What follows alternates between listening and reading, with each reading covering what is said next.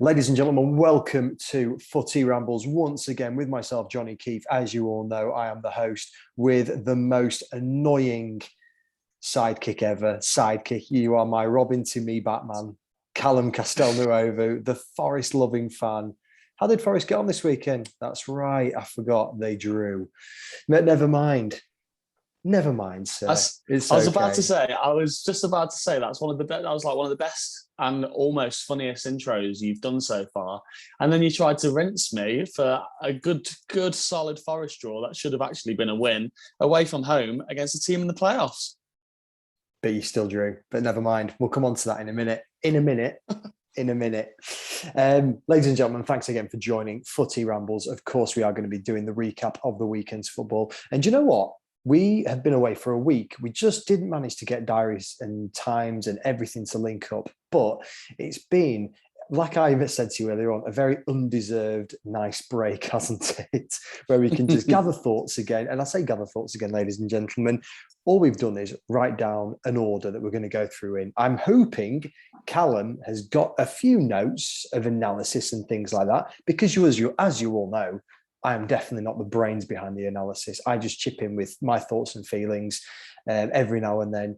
We've both got the football on in the background. At the moment, it's 2-0 to Wolves. Spoiler alert. What minute are we in at the moment? It's something like, it's the 41st, so just before half-time.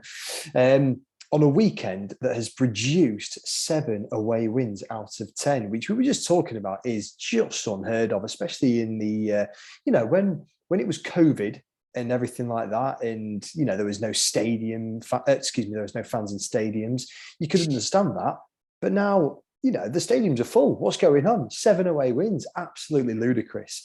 We will get into that in a few minutes because, of course, Leeds United brushed aside Norwich, and I say brushed aside very, very loosely. I know, yes, I know, brushed aside very, very loosely. 2 good goals. But again, we'll come into that in a few minutes. We're going to start with the El Sacco, as it was called, Spurs versus United, the first of 7 away wins, as we will come on to. But yeah, 3-0, Manchester United. Spurs were non-existent, quite simply. I know that you're going to come in a minute with a few bits. I have actually written down a few bits of information here, so get yourself ready as I try and find my notes section. Oh yeah, that's it. Spurs have sacked Nuno. That is literally all. That's one of 2 things I've written down. Other than that, Spurs were stagnant and poor. Elaborate. That's your whole note. That is me done. That is biggest me news done. of the day. Yeah. Just some. That's brilliant. Just 8 words. That was an amazing 8 words. That could have filled the newspaper. Spurs sacked Nuno. They were stagnant and poor. Is that 8 words? Yeah, it is. Counted. It is. Yeah, it is. To be fair enough. It's almost like a GCSE in maths. It was just mad that we start off with Man United every week for obvious reasons, but this week it's like we talk about games. I'll give them it. They were good. That's what I'm saying. We usually start off the games by saying this team was so good, but this team was so bad that the other team looked good. And it was kind of that case again. I think Man United they were good though. And yeah. I think Ollie kind of took in his inner Conte through fear and went to a back 5, and it really worked. And strangely for Ollie, he had all the players playing to their strengths. He had like Cavani pressing from the top because Ronaldo doesn't do that. So he kind of he had that force up top, and Ronaldo was back to it. That first goal, we'll come into it, but wow. And the midfield had a bit more security with the defence and the back 5, and Varane was back in. Varane made such a difference. Oh, big difference. There was just so much more at the back. I mean, Maguire didn't look lost. He didn't look on his own. I think that's, and to be fair, that's one of the best signings that United have made over the last few years, because it has just solidified that defence somewhat. But he needs to play in it rather than sitting on the bench, if you like, or being injured. or being injured, I can't not agree, because I think that, as well as looking for a midfielder throughout the summer everyone was talking about, I think Maguire definitely needed an upgrade on Lindelof and Bailly, and that is some upgrade, wasn't it? It's now Maguire's kind of the is the downgrade on Varane sort of thing. But they had Lindelof there as well for extra security, and gave Shaw and Wan-Bissaka that freedom to kind of push on to Emerson Royale, who's new to the league, and Ben Davis, who is just poor. So I thought that was like, I mean, this has been forced upon Ollie, I think, but like it just all kind of worked, whether he meant for it to work or whether he just threw a bunch of players on the pitch again and they did their job. It was his Hail Mary. It really was his Hail Mary. Yeah, but the thing is, this is how quick football changes. Man United are so bad that they made Tottenham look so bad that Tottenham had to sack their manager the day after. The day or so after, yeah. Because of 2 days after, I think it was actually. I'm tired. I got pretty pissed on the weekend, but I'm still hungover. But I watched that game actually with a few drinks, and I said, like, beforehand, it's kind of Tottenham Man United's always a good game because you never really know what's going to happen. Whether one team's going to brush the other aside, you don't know which one, or whether it's just going to be a high goal scoring affair. And it was United who just brushed Spurs aside, and it's been coming for Nuno. And I feel a bit like it's the old Watford thing where they hired the wrong manager at the wrong time, and there's more kind of going on behind the scenes. I feel sorry for Nuno because I really like him as a manager, and every time there was a job up, I kind of thought, give Nuno a crack at it, just to like. And I think he just come into a poison chalice, and you kind of wanted them to take a manager where it was like a Graham Potter sort of thing, and they can take the team from the start and whatever, but he didn't really have the money to play with, which he would have if Kane had gone. There's all sorts of mixtures to it, but he doesn't have a lot of what Conte, who we think is going to replace Spurs, replace Nuno. Well, it's pretty much done, yeah. I'm pretty sure it's done. I think it's going to be an 18-month deal and a bit of a war chest by the sounds of it. I think Joe Lewis and Daniel Levy have realised they do need to put the fingers in the pockets and start pulling out a couple of checks that are quite sizable. So I've got a couple of pointers on this. The first one's Harry Kane, and the first one is Nuno Espirito Santo. So Harry Kane, he was booed for what I believe is the first time in the modern Spurs era. And it's because he was about as much of he might have been he might as well have just been out there jogging around. He was pathetic, it's fair to say. Now, as we all know, that is not Harry Kane. I think that one is disheartened for the move that didn't happen in the summer, that should have happened. He should have been allowed to go, but then he should have written a transfer request, even if it was just a resignation letter saying, thanks for everything. You've given me a great platform to become a wonderful football player. We've had some great times. But do you know what? Want to move on. And do you know what? The Spurs fans wouldn't have begrudged him because they'd have got a whacking great lump of money out of him. And it would have kind of gone, not really on a high, but he's done them well. But anyway, he was shockingly bad at the weekend. He was playing too deep and there was just no forward player, basically. The other part of this is Espirito Santo, who, as I'm led to believe, is a bit of a dictator behind the scenes, and actually the players had fallen out of love with everything that he was doing. There was no real love for him back there, like there has been for Pochettino in the past and things like that. I think Pochettino is probably the only manager in the recent, again, the modern era that you could say anybody had any love for. But apparently Espirito Santo was just a shocking manager. And it wasn't a surprise that he got booed. Well, it's 9 o'clock at night now, and he was sacked this morning. I believe my days are all. It is Monday, isn't it? Yeah, and he's just been sacked. That's right. It felt like it was last night. The reports came through, so I keep thinking he was sacked yesterday. But it's 9 o'clock at night, and I know this is going to sound like funny and petty, but not one Tottenham Hotspur player has posted anything on Instagram to say thanks, to say good luck, and all that kind of stuff. Which is it's kind of the norm now. I know it sounds petty, but it's kind of the norm now with players. They usually do the little thanks, and Steve Bruce and Alan Saint-Maximin. I was about to say the same one. Yeah, I mean, that's the only one that you really remember that sticks out in memory where you go, do you know what? Father figure for the team, took a lot of crap, basically. But behind the scenes, the team was still trying to play good football for him. They were scoring goals, which is something Spurs aren't doing. Yeah, but nothing Well, for him. I don't expect it to be either. But that's what I'm saying, though. With Poch, there was like a post every second from Kane, from like just pictures of them hugging him and all that kind of stuff. And you remember with the contracts, Poch would have his arm around the player each time and all that kind of stuff. And there was a lot of social media love, whereas Nuno's gone and no one's said boo to nothing.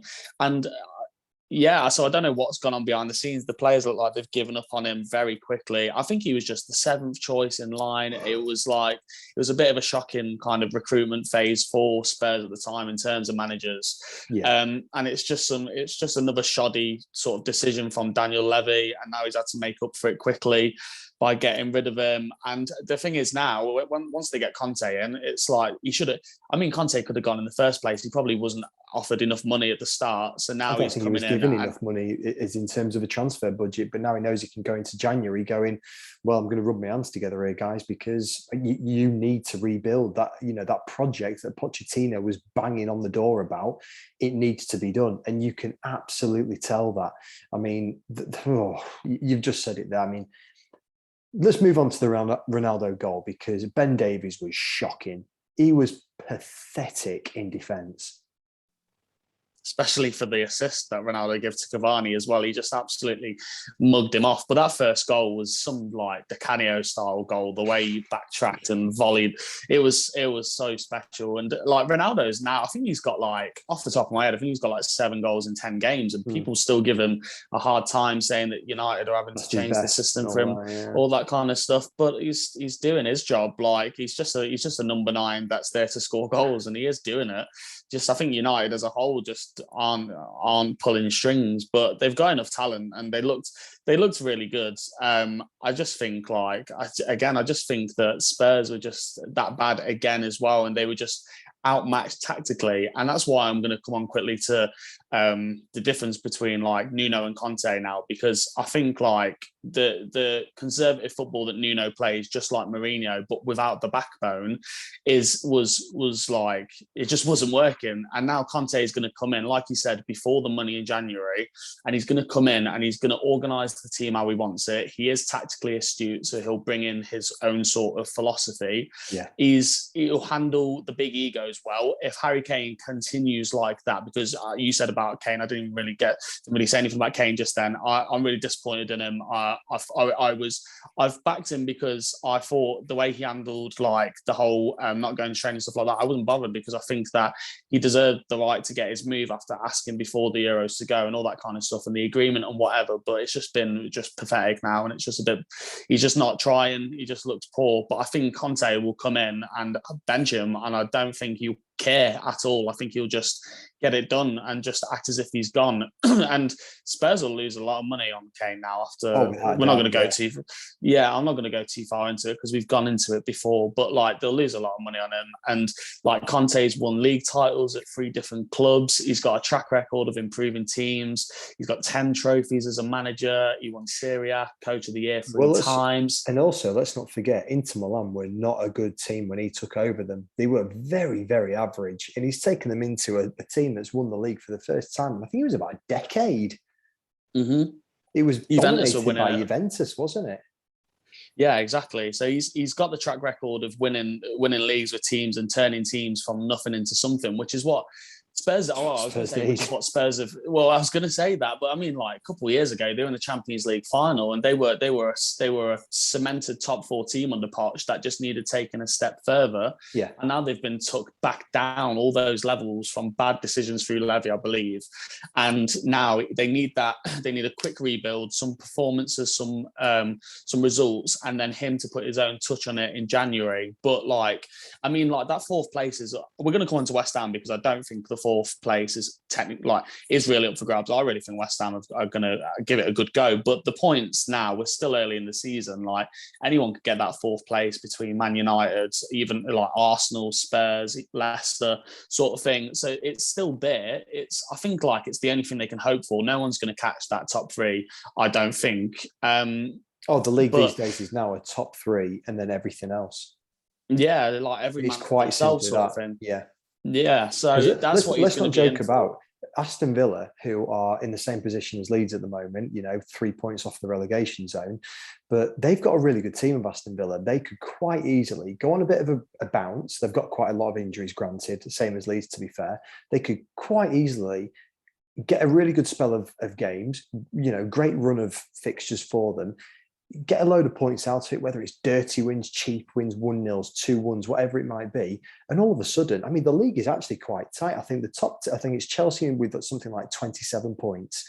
But then, and then the next two teams, Liverpool and City, or whatever way around it is, they are only a couple of points behind them. I think there's like 1 or 2 points in between it. I know that obviously there was a win and a draw and things like that at the weekend. So there might be a bit more of a gulf now.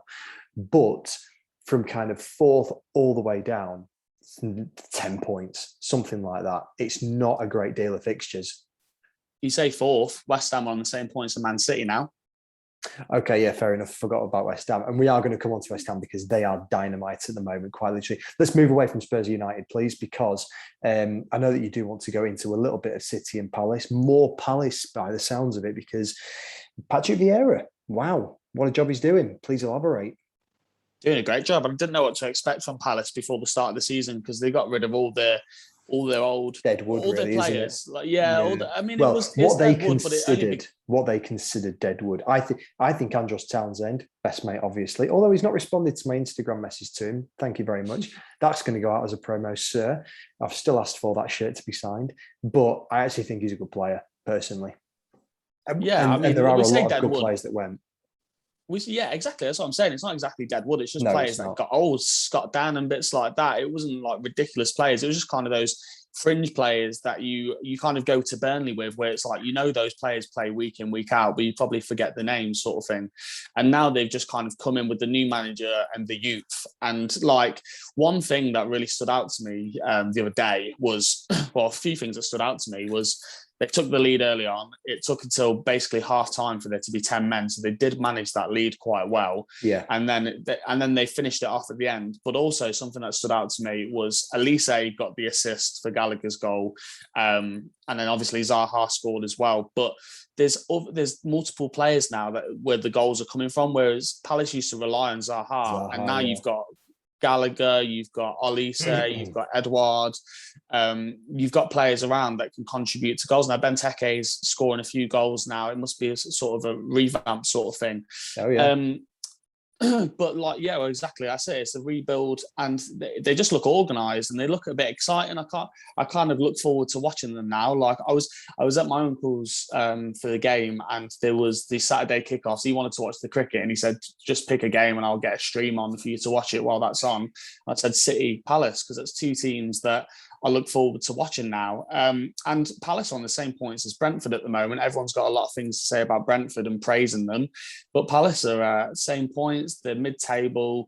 I mean, I'm praising them like they're first, but this is like not what I was expecting. I was expecting them to be floating around that bottom three, and then to say, well, it's okay because it's a rebuild. They'll probably come back a bit stronger next year. Well, they're really taking it.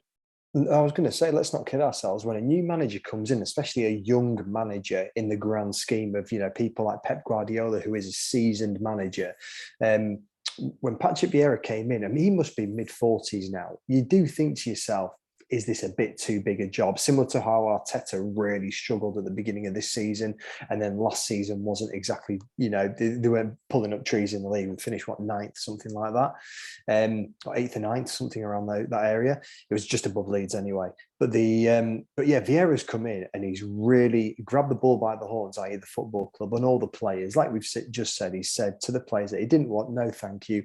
And he's just brought in a group of players and they're really reacting well to him. And Conor Gallagher, he's gone out on loan, and wow, the kid's added a couple of digits to his worth, it's fair to say, because, similar to how every team has a talisman, well, Zaha's not just the talisman anymore for Crystal Palace. They've got so many more players that they can lean on for a result, Conor Gallagher being one of them. Exactly, and they looked good, and City just didn't look like they're on the pace. But I kind of associate this with City. I don't really get surprised when they have the odd random loss now. I just associate them with 90% wins, the odd loss, not many draws. Whereas teams around like Liverpool, I would associate with more draws. And I think you could get away with the odd loss, but I don't think you could get away with frequent amounts of draws when it comes to that top three. Beautiful segue into the next one as well. Liverpool, Brighton. Very, very nice. Very, very nice. That's my job usually, but I'll give you that. That was a very good one. So go on, let's move away from City and Palace and talk Liverpool, Brighton, in particularly some rather good goals from Brighton, it's fair to say. Although I must say, Oxlade-Chamberlain, cracking assist for the Mane goal. Oh, yeah. And that was kind of Oxlade-Chamberlain's only input in the game, really. It was good, though. It was a great assist. Yeah, it took him from a 3 to a 5. It woke me up from my hangover. I woke up on Sunday and put matches down. And I was like, whoa, what a ball. And Henderson's goal was great as well. But there was two things that really interested me with this game was something I've seen Liverpool do before and something I've seen Brighton do before this season. And that was Liverpool against Atletico going 2 goals up really early and then just letting Atletico pick them apart again. I know that Liverpool won the game. Granted, there was a red card in the game and a dodgy penalty shout. So Atletico did come back into that game quite well. And Brighton not giving up like they didn't against Man City, even though they lost 4-1. I said to you in the last podcast, they really kept going at it and they could have got absolutely hammered, but they just kept sticking at it. And if they keep sticking at it against teams that aren't as strong defensively, I mean, Liverpool, it's difficult with Liverpool. I think that Van Dijk isn't up to his best yet, and I don't think it's key to bring Konate in new to go alongside him. I think Matip's been he was in the cup midweek and I thought that means Konate's starting, which is fine because he played well against United. But United were poor. So I think they just need to I think Van Dijk needs Matip just for that kind of familiarity.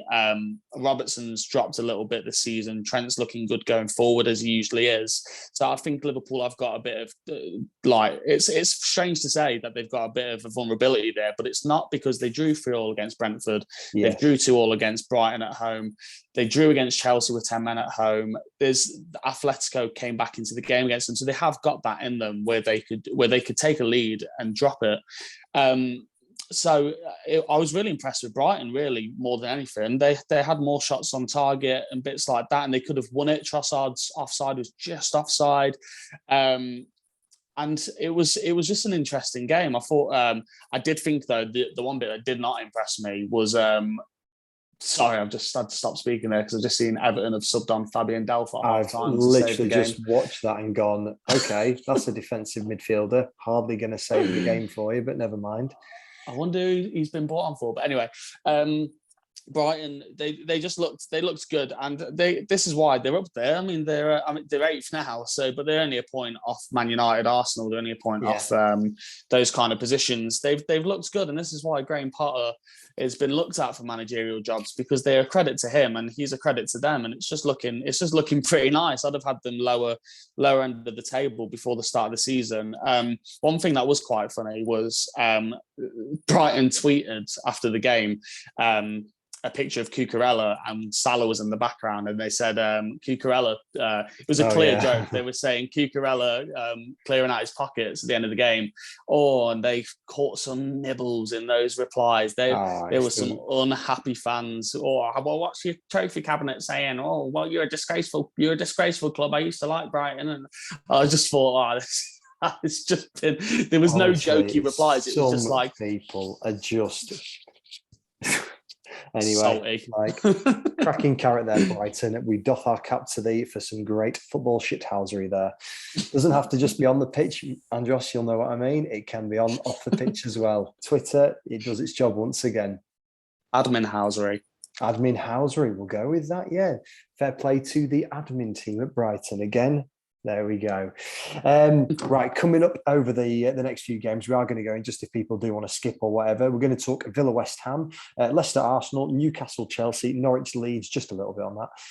And then we're going to brush over a couple of the other results as well. Of course, we're going to go into the Championship as well because there are a few people screaming at us week in, week out. Mitrovic is just bossing it. But speaking of bossing it, Solanke, Bournemouth, Parker, let's go into that in a bit more detail. We are going to finish off on Footy Rambles 4 as well, because we obviously missed a week. So it's going to be Callum's turn. He is the home team this week, as you all know now that means as home team. He does get to choose. But I am also going to drop a little bit of a note out there, because in fact, it was last weekend now, I believe, there was an active professional footballer that did come out as gay. And it's the first time that any professional footballer who is current in the game has come out. And it was, of course, Josh Carvalho. I believe he plays in the Australian League. Might be somebody might have to double check that one for me in the one of the producers. Oh, yeah, that's Callum. Check it for me, please.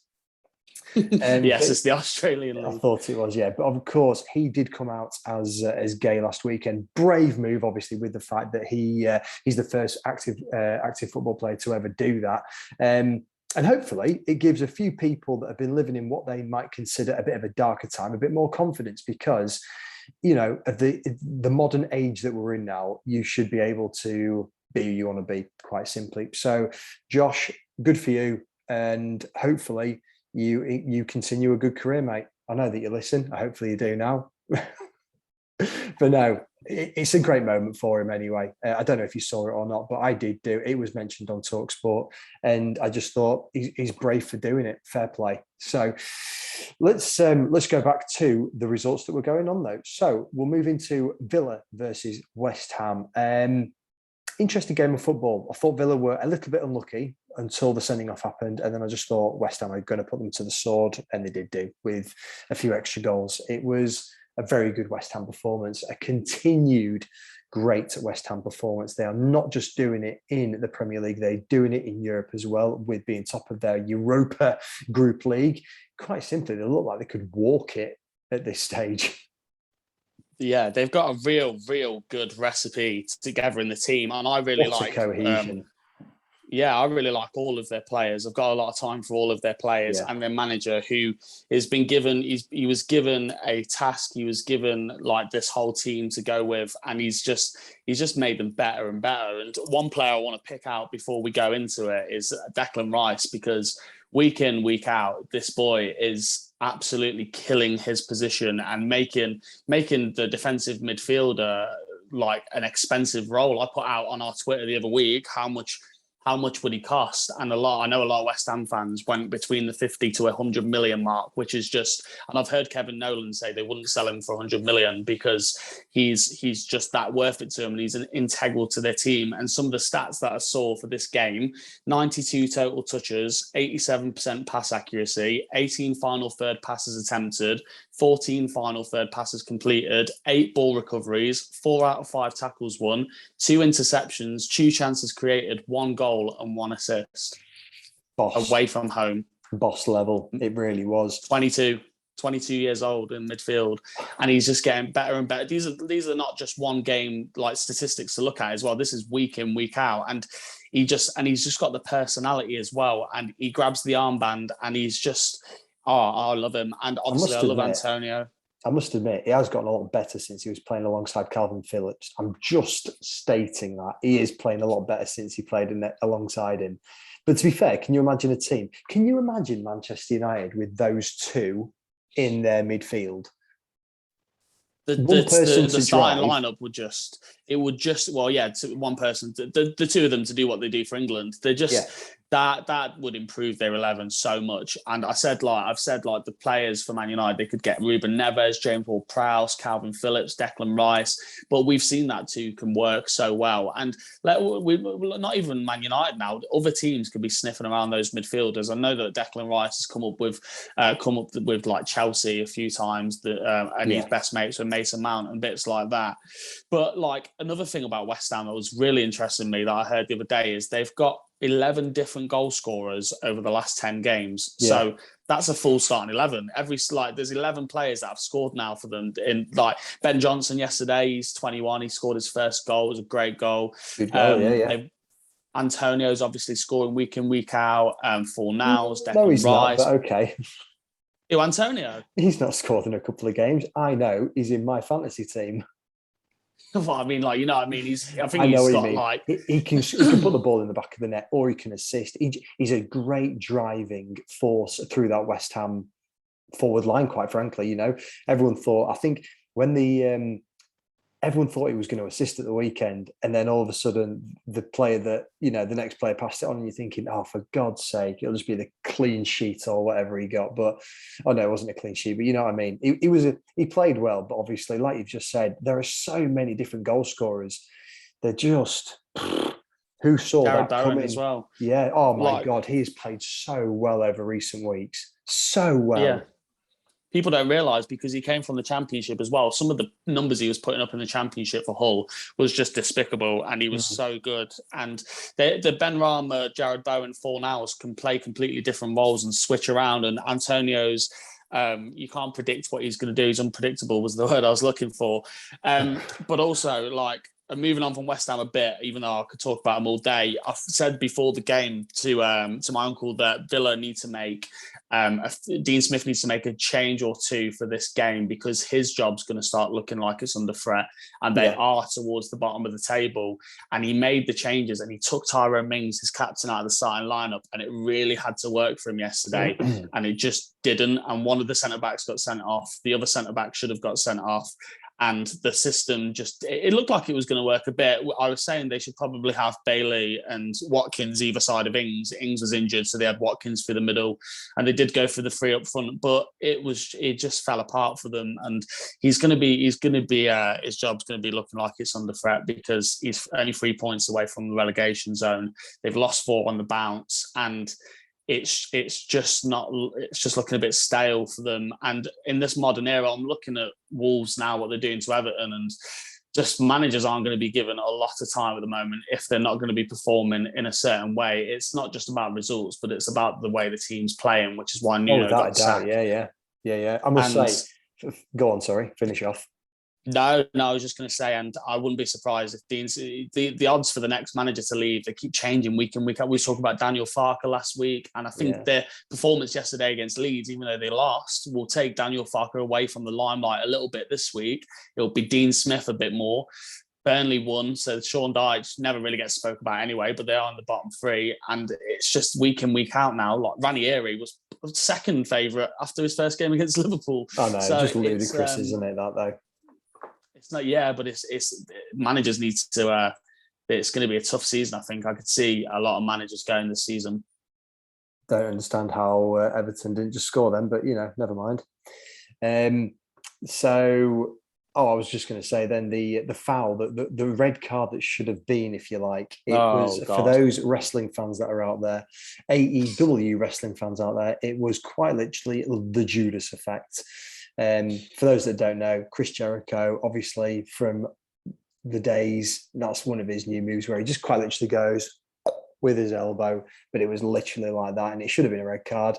But then it was the goal scoring, in inverted commas, chance that got card. I just didn't get that. But let's move on. It was pathetic. Let's move on to a game where everyone talks about a goalkeeper every now and then, but this goalkeeper needs to be talked about so much more. Potentially England starting, that's how much he needs to be spoken about. And I'm, of course, talking about Aaron Ramsdale from the Leicester versus Arsenal game, where I watched the highlights just before we came on, just to make sure, and these are my notes, just to make sure that these notes were credible enough, okay? Aaron Ramsdale saves and distribution was superb. Pretty much. I mean, his distribution was not like pretty good throughout. There was some good ball, but there were some that went astray. I think if he really, really brushes on that distribution, he is absolutely some keeper, because some of the saves he's been made, like this isn't just that save, wasn't just the first time he's done that this season, and he's really bringing some leadership to Arsenal as well as the defence itself. And the shithousery of saying your shit with the crowd, it was just, I just loved him. I just wanted him to be my keeper all of a sudden. I was going to come on to that because class. Funny enough, David Seaman's reached out and said, that was a superb performance, brilliant, great commanding goalkeeper finally, and blah, blah, blah. And then, of course, Peter Schmeichel, potentially the greatest goalkeeper ever to be in the Premier League. reached out and said, greatest save I've seen in a long time. And to hear While his yeah. son was in the other net. Well, let's be honest, that save was something ridiculous. I mean, we all know that Kasper Schmeichel has some great quality about him, granted, but you've got to applaud great goalkeeping because it just doesn't get spoken about enough. You know, you get Edison and Allison, and that's about it. Whereas that save was exquisite to watch. It was football orgasm, as we would say. Just the tip onto the bar and bouncing off the line, and then I think he I can't remember it clear as day, but I think he made a second save to it, and then Partey cleared it away. That's right. And I think he made if I'm looking, 8 shots on target Leicester had, and he was just ruthless, and he just spread his body wide through close proximity. There was just everything about that goalkeeping performance was just perfect. And like you said, the distribution as well was great. There was a few that went astray, but otherwise it was just like the perfect all-round goalkeeper performance. And sure. I think at the start of the game there, I thought Pickford had watched Ramsdale with intent because there was a few good saves at the start of that. But he could be future England goalkeeper. I think it's difficult with. I think Pickford will stay there for years to come, and goalkeepers can stay for into their 30s. And Ramsdale's still 23, so he's got. I think Pickford's about 5 years older than him, so I reckon it. But we're talking about Ramsdale now. We're only. Crikey, I didn't think Pickford was as old as that. Wow. Okay. Yes, but you never know what's going to happen. Like Ramsdale could turn into the thing is Ramsdale looked really good for Bournemouth, got relegated, and then went to Sheffield United and looked poor. And then everyone was laughing at his price tag when he went to Arsenal. Now he's good, but he could just it's about consistency with keepers a lot. So you never know what's going to happen. But yeah, based off this season so far, he's looked class. The other person I'm going to mention is, of course, Emil Smith-Rowe, who has just found some delightful form as well. Obviously produced at the weekend. I think many people are now wishing that they had him in the fantasy team because it's over the last 3 or 4 weekends that he's, or last 3 or 4 games that he's produced the goods. Whether it's assists, goals, he's doing well. Arteta, he's found some form for the team. Again, I don't want to linger on it too much, but Arsenal have found some form and it's really dragging them up the table where everyone was, bragging about the fact that Spurs were, Nuno won manager of the month in the first month. Let's just remember that. And now obviously they are, down lower half of the table and it's Arsenal that are creeping back up. They are. There's only 2 points between the two teams, but I'm not going to but the performances as well, mate. That's the thing. Well, the performances are key. Yeah, but I mean, they haven't played the best teams. They've luckily found the poor teams at the right time. And let's not forget, they coming off, they've drew 2 of the last 5 games. One of them was Brighton, another one was, I can't remember who, I think it was Burnley or something like that. So they've looked good. I'm not going to give too much to Arteta though. I think the players have just picked up, and I think Ramsdale really they kind of struck straight from the start of the game, which was good. They looked really good at the start of the game, and then Ramsdale had to claw them keeping the lead because some of those saves, because Leicester had more shots, they had more shots on target. Arsenal just kind of shut up shop, but had to rely on Ramsdale a bit. Yeah. So yeah, I do agree. Arsenal are looking good. You can't fault them at all, but I'm not going to give too much to Arteta. I think the players are just looking good. Let's not forget. Yeah, there's a long way to go. There's a very long way to go. We don't want to blush and look back to the start of the season and start saying, "Oh, Arteta, he's war," and then he'll get sacked in 3 games after he loses 3 on the trot. You never know. Like you said, Nuno won the first 3 games. One was against Man City, and it all looked great. And we went into an international break, and they were top of the league and all that kind of stuff. And 7 games later, here we are. So you never know what's going to happen. No, I absolutely agree with you. Okay, so let's go to the who feel like they could be the champions elect, if I'm being honest with you, with the way they're performing at the moment. And we're only a third of the way through the season, not even that yet, a quarter of the way. Newcastle versus Chelsea. Obviously, Steve Bruce gone. Graham Jones is his name, I think. He's now taking charge. He's leading the team out onto the pitch, if you like, at the moment, from the managerial perspective. Chelsea brushed them aside as if they were a championship team. Reece James with 2 goals. Lukak-who, as you put earlier on. No striker, no problem, quite simply, with Chelsea at the moment. Yeah, Newcastle aren't great. They're in the relegation battle at the moment. But Chelsea are looking fearsome.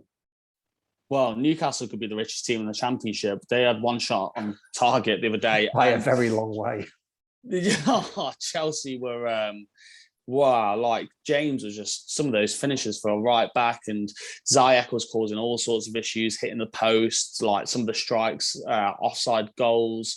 Newcastle, I just switching in between the teams there. I just had a look there. Newcastle only 2 points above Norwich, which is mad. But Chelsea were just like, they just looked like the champions, and Newcastle looked like the championship. So there wasn't really much to say. Get the ball to Alan Saint-Maximin and hope, and it doesn't really work out like that all the time unless your name's Rafinha and you need to beat Norwich away.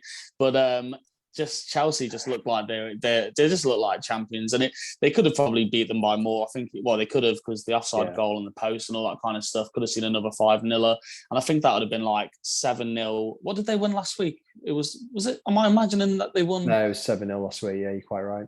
Was that Norwich? Yeah. What did they win 5-0 another time as well? I can't remember. Yeah. They've walked teams. Their goal difference is the best in the league by not a long way. Liverpool are only just behind them, but 23 goal difference. Yeah.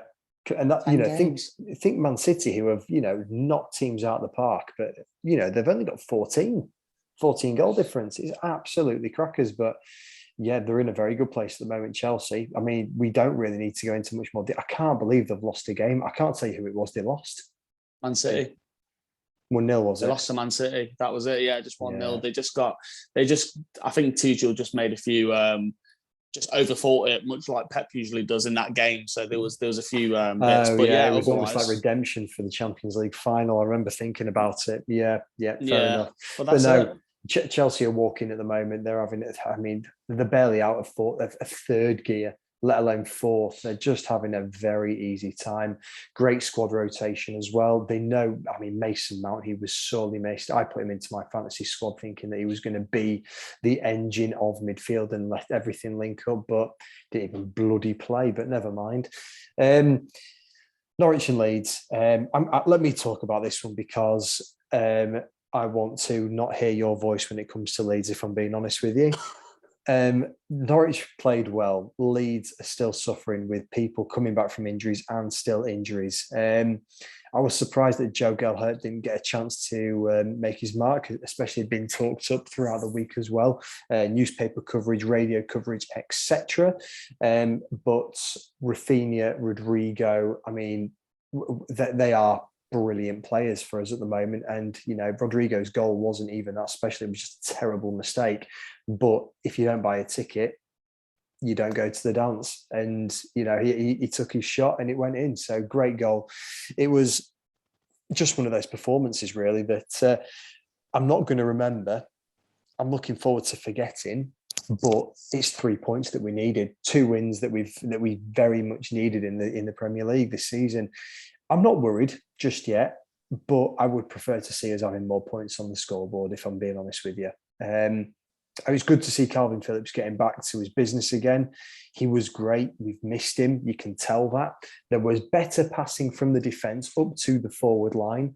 Other than that, again, I'm looking forward to seeing a bit more. I think Dan James had a better performance as well. I will add that. Fingers crossed it does start to come together, and Jesus, we get the players back. It was good to see Luke Ayling. He posted something on social media just saying, back at it. So he's training again. I've not heard anything on Patrick Bamford, but I'm looking forward to seeing him on the pitch, although I think he will be very, very sluggish. So we will see.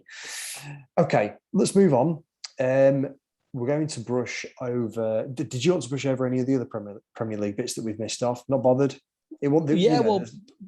Burnley battered Brentford, looked good, which they never don't usually. To be fair, we'll give them that. They did look very good.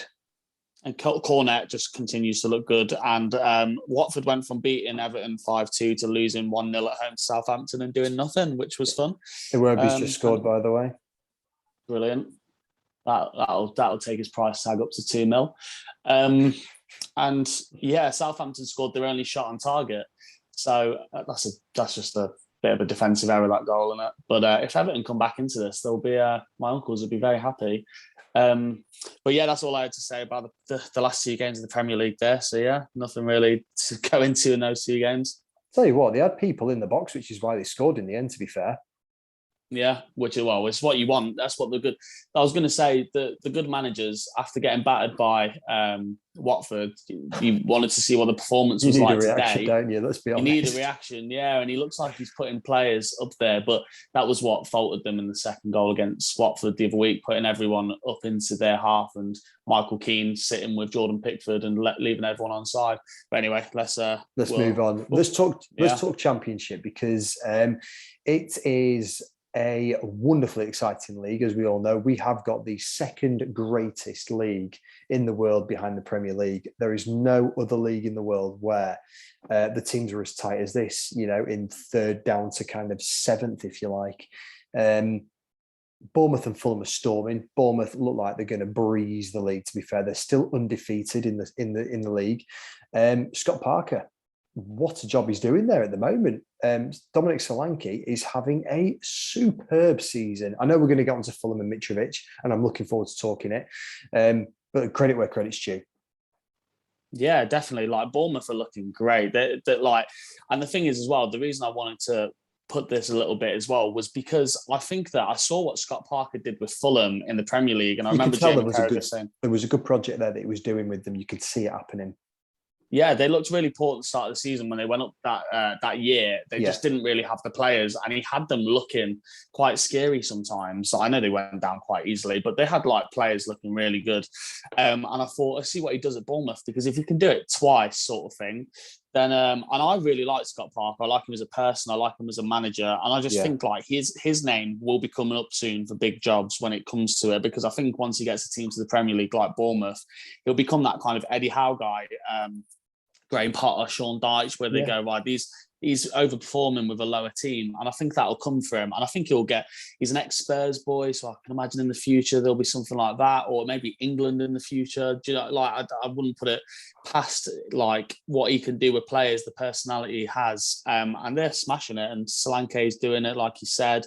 The reason I wanted to talk about the Championship a little bit was because you tweeted me about Forest, and I thought, we had two games just then. We got absolutely dispatched by Fulham, which was fully expected. Mitrovic is just too good for the Championship, not good enough for the Prem, but 18 goals, 3 assists in 15 games is just absolutely ridiculous. And we got battered by them. There was a few mistakes, and Mitrovic pounced on them, scored a hat-trick as he does.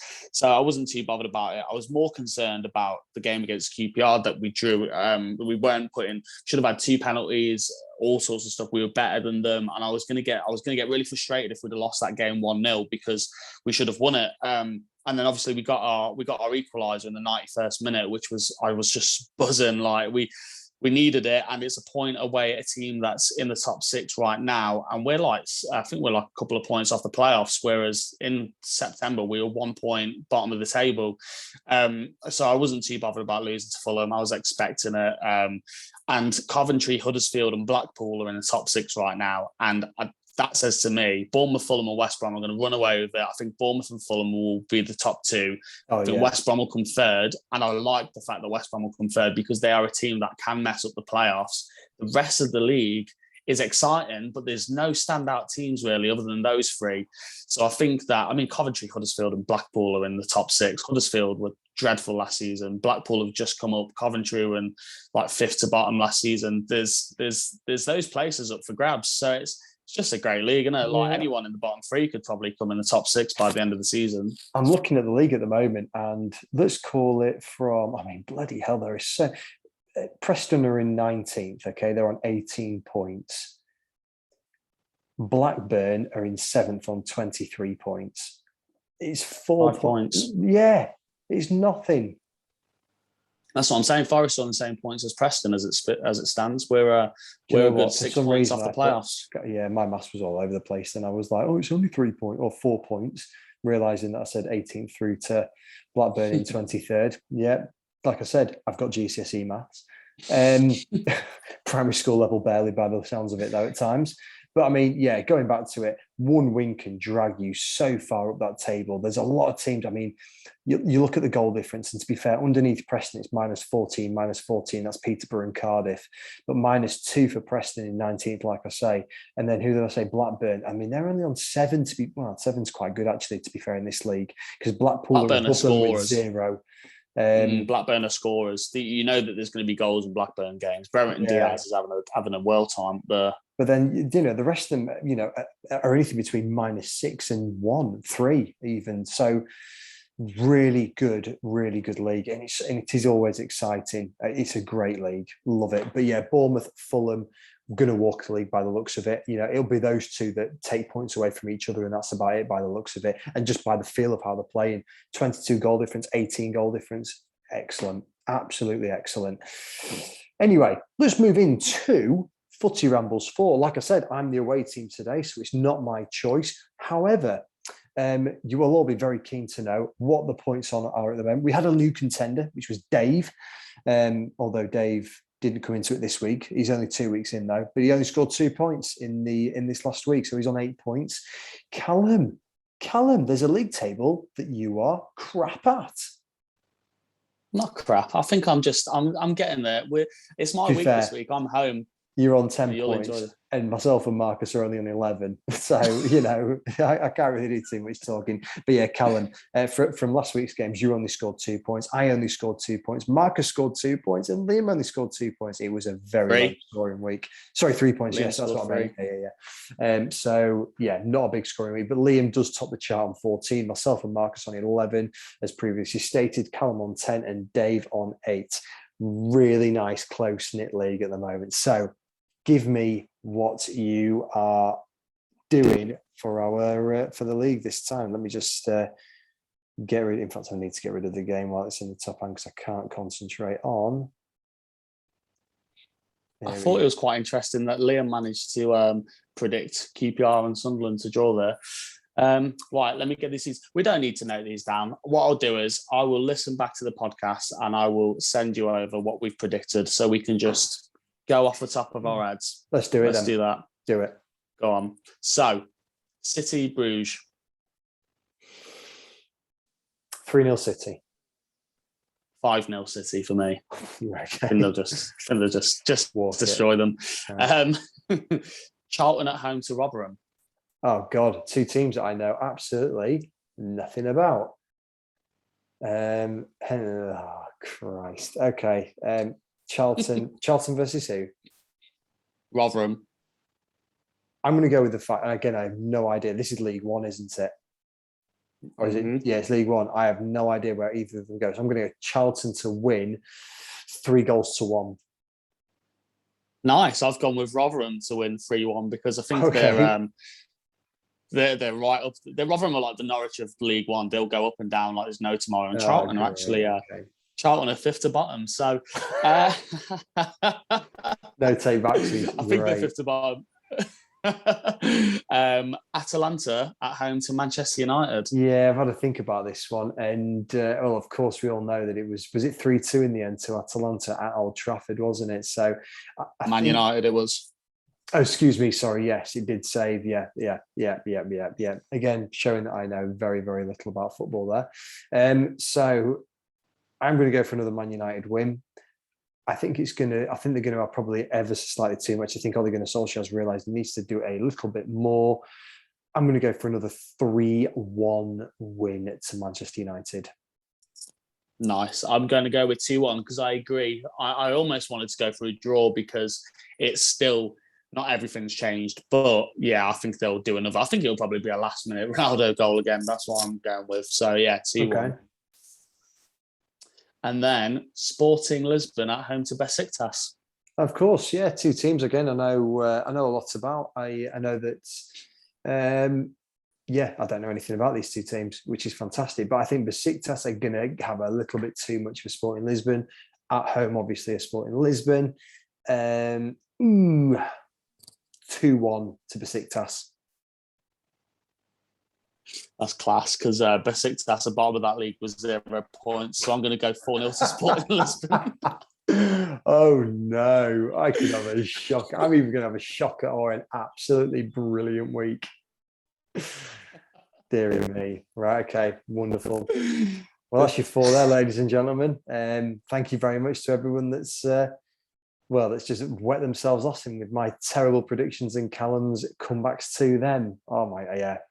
like I said, I'm either going to have a worldie or a terrible one. So I think it would be a couple of one-pointers there from the Man U and Man City games, because the other two I have no idea. Anyway, any other business? Callum, have you got anything else that you wish to add to this podcast this week? I've worked on my team of the week, but after I wanted to wait for the Everton Wolves game to finish. So I think a few obvious players are in there: Ramsdale, James, Gallagher, Ronaldo, Rice, and then the rest will be confirmed through Twitter tomorrow. So keep your eyes on Twitter, guys.